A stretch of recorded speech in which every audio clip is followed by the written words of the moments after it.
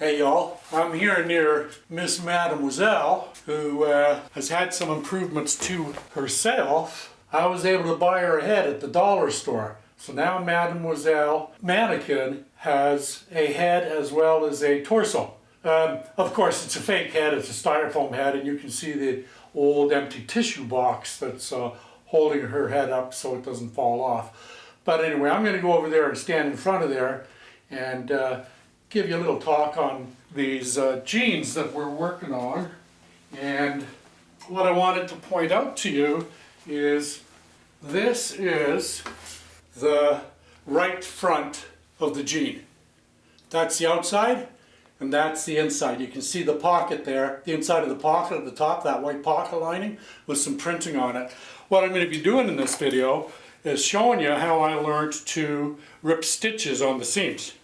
So I've got the stitch ripper and all that, but before we do that I want to get into this bit of information on the inside of the jean in case you are also new and going to thrift shops to find jeans to work on. So here I am over in the work area again, and thank you Mademoiselle Mannequin for your help in the video.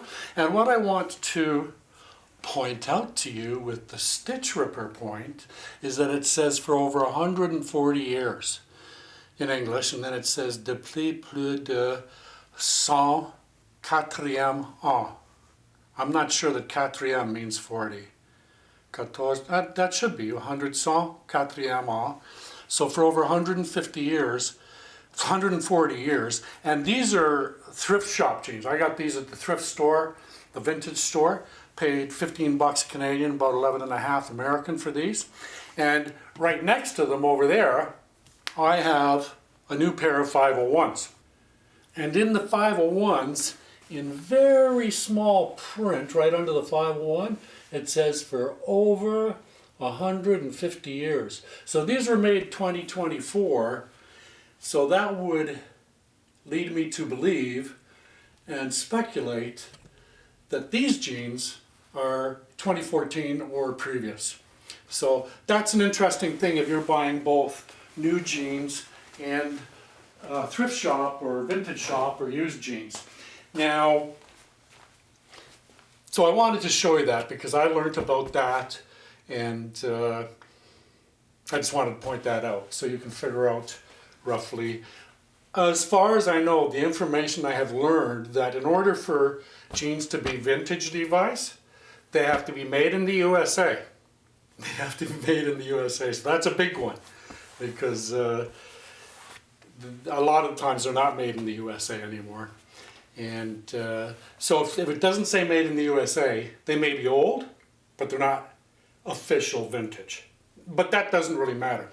So I want to point out something else. There's the serging, the finishing serging that was done once this pocket was folded over and it was secured there. And I'm thinking that when I add the second needle and the fourth spool of thread to the serger in the video, next video that I make about the serger, I think it's going to end up with 4 threads looking something like that. Mine will have colors because my 4 threads are 4 different colors: yellow, red, green, and blue. Obviously the factory in Levi's, they just used black. So I wanted to point that out. But what I'm going to do now is get right to the point again. There's a lot of points in this video.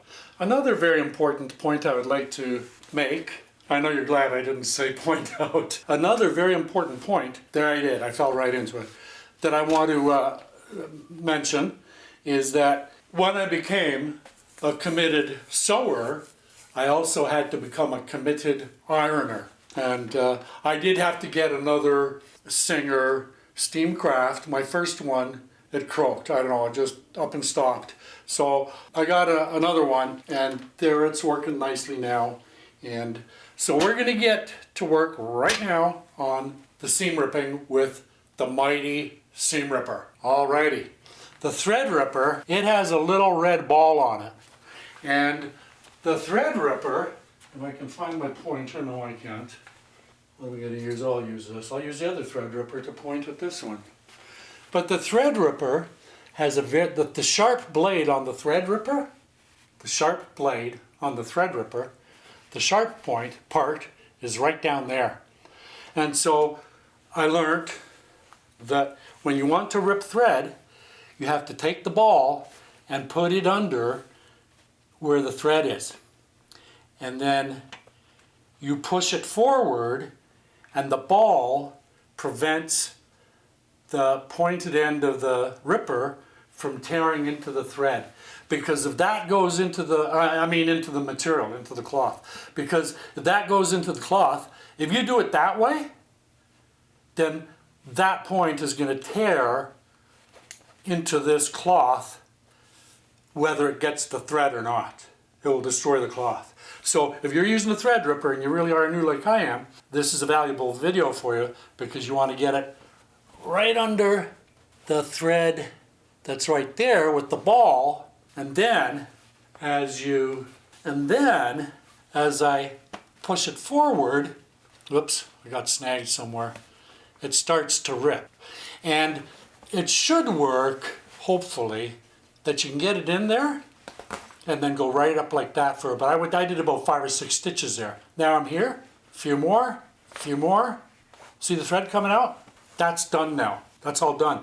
And that's how quick it can be when it's done correctly. Because if it's not done that way, it's really, really slow. And it's the same way on this side here. I need to find a spot where I can get the ball of the ripper underneath the, the joint of the cloth where the seam is made. And then, let me see where I need to be here.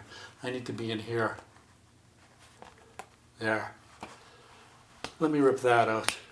Okay, so there, I can get my point in there carefully, and that's how I do it. And you just go along, and you don't have to do it in a big, dramatic, long ripping where you get 100 threads all at once. It's perfect. It's easier and better when you just do a few at a time. No matter what you do, thread ripping takes a long time. There is no quick way to rip thread, I've discovered. So we're done good there. Let me turn this around and see if I can get a better hold on it because I can't really seat it well enough. And I want you to see this. So here we go. I've got it under there.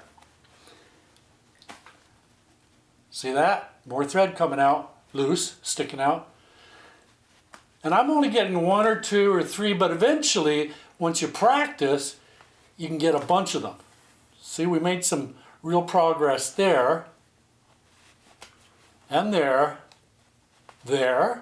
Whoops. The point went into the cloth, the unprotected point. That's what snagged us.